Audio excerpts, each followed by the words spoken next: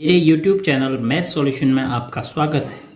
यदि आपने अभी तक चैनल को सब्सक्राइब नहीं किया है तो प्लीज़ चैनल को सब्सक्राइब कर बेल आइकन का बटन ज़रूर प्रेस कर लें, जिससे कि गणित के किसी भी प्रश्न पर बनने वाली वीडियो अपलोड होते ही नोटिफिकेशन के द्वारा आप तक शीघ्र पहुंच जाए।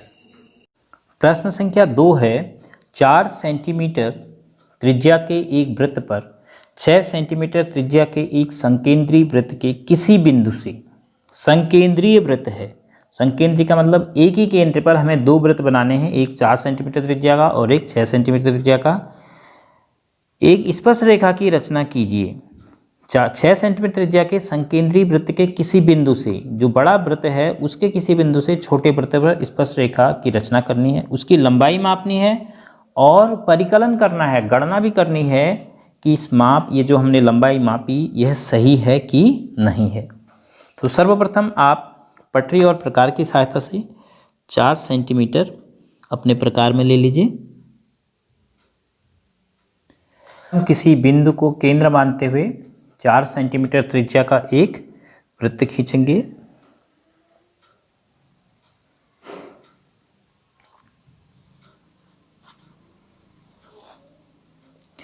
यह एक 4 सेंटीमीटर त्रिज्या का वृत्त है। केंद्र हम इसका मार्क कर लेते हैं। यह इस वृत्त का केंद्र है। अब दूसरा वृत्त खींचना है इसी केंद्र पर 6 सेंटीमीटर त्रिज्या का। तो 6 सेंटीमीटर पहले हम अपने प्रकार में भर लेते हैं, 6 सेंटीमीटर की दूरी को। देखिए 6 सेंटीमीटर। तो केंद्र यही रहते हुए, केंद्र इसी को रहते हुए केंद्र यही रहेगा।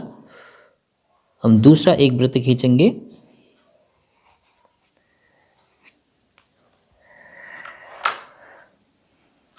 तो इस प्रकार हमें दूसरा वृत्त मिला जिसका केंद्र वही था, तो इसलिए दोनों वृत्त संकेंद्रीय हो गए, एक ही केंद्र, 6 सेंटीमीटर त्रिज्या का। अब दूसरे वृत्त के किसी बिंदु से, जो बड़ा वृत्त है इसके किसी बिंदु से हमें स्पर्श रेखा खींचनी है। तो हम इस पर कोई भी एक बिंदु ले लेते हैं। यह एक बिंदु है बड़े वृत्त पर, इसका नाम हम रख लेते हैं ए से हमें छोटे वृत्त पर स्पर्श रेखा खींचनी है, उसको मापना है और फिर माप को परिकलन कर उस माप की जांच करनी है कि वो माप सही है कि नहीं है। तो हम कैसे बाह्य बिंदु से स्पर्श रेखा खींचते हैं? हम केंद्र को बाह्य बिंदु से मिलाते हैं। तो केंद्र छोटे वृत्त का भी तो है, तो इसको हम बाह्य बिंदु जहाँ से हमें वृत्त पर स्पर्श रेखा खींचनी है उसको मिला देते हैं।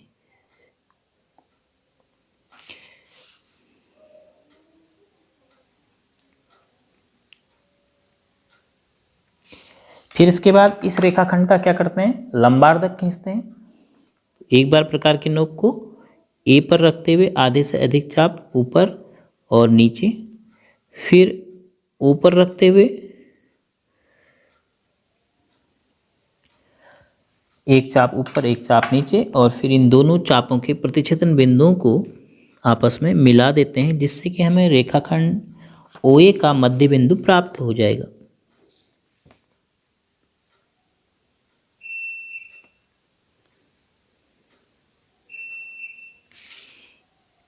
यह बिंदु हो गया OA का मध्य बिंदु। इस बिंदु का नाम हम रख देते हैं थोड़ी देर के लिए B, मान लेते हैं इस बिंदु को B। अब B को केंद्र मानते हुए और B से लेकर O को त्रिज्या, O तक की दूरी, और ऐसे यहाँ A तक की दूरी त्रिज्या, हम एक वृत्त खींचते हैं डॉटेड इस टाइप से।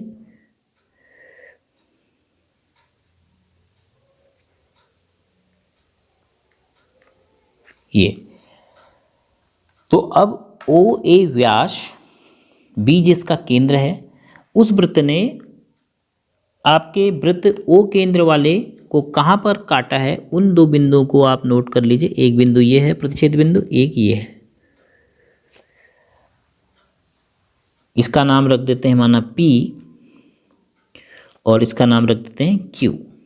अब चूंकि आपको क्या कहा है, स्पर्श रेखा की रचना कीजिए, तो आपने एक ही स्पर्श रेखा खींचनी है। या तो आप A से P को मिला लीजिए या फिर A से Q को मिला लीजिए। हम मिला लेते हैं A से P को।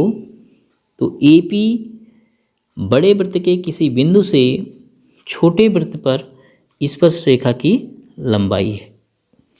एक स्पर्श रेखा है AP।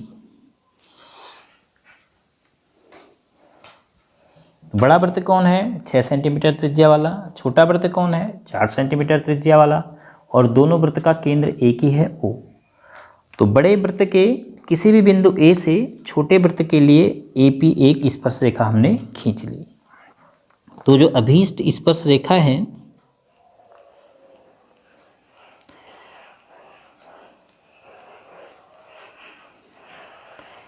बराबर है AP। अब हमें क्या करना है? इसको मापना है। आप पटरी से भी माप सकते हैं और प्रकार से भी माप सकते हैं। A पर आप प्रकार के नोक रखेंगे और P पर ले जाएंगे पेन या पेंसिल, और फिर इस दूरी को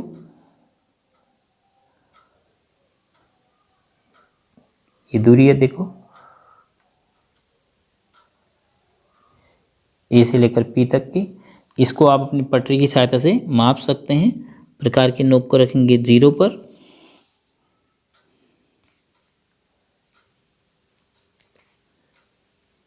लगभग ये आ रही है आपकी 4.5, 4.4, 4.4 आ रही है।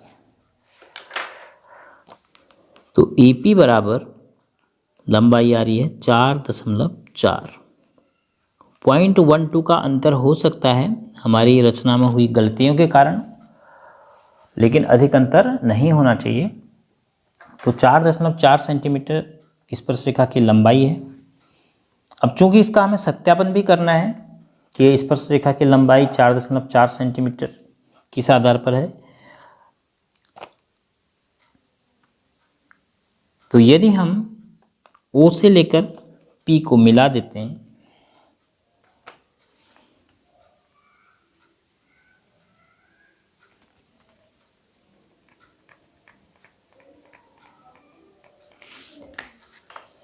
तो देखिए OA केंद्र B वाले डॉटेड वृत्त का क्या है? व्यास है।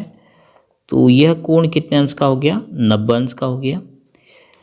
और चूंकि OP केंद्र O वाले छोटे वृत्त की त्रिज्या है, तो P छोटे वृत्त का कोई बिंदु है, तो त्रिज्या छोटे वृत्त के किसी बिंदु पर यदि रेखा से 90 अंश का कोण बना रही है, तो P से जाने वाली वह रेखा छोटे वृत्त के लिए क्या है? स्पर्श रेखा है। तो PA क्यों स्पर्श रेखा है? क्योंकि कोण OPA जो है वह 90 अंश का है। क्यों है? अर्धवृत्त का कोण,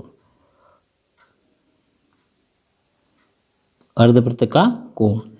अब क्यों है अर्धवृत्त का कोण? देखिए OP व्यास है, B केंद्र है, तो एक आपने डॉटेड वृत्त खींचा है तो उसका ये अर्धवृत्त बन गया।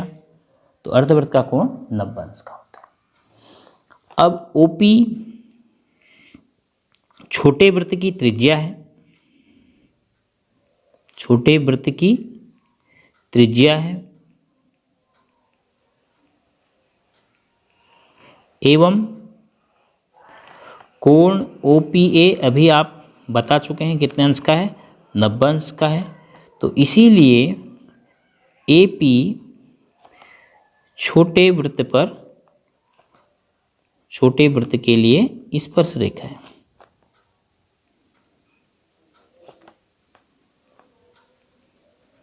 स्पर्श रेखा है।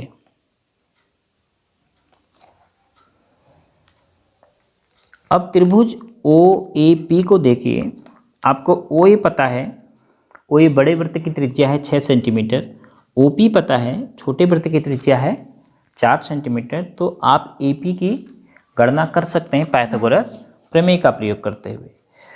तो कौन से त्रिभुज की बात कर रहे हैं हम? समकोण त्रिभुज OPA में। तो समकोण त्रिभुज OPA में कर्ण का वर्ग बराबर आधार का वर्ग धन लंब का वर्ग। अब कर्ण कितना है?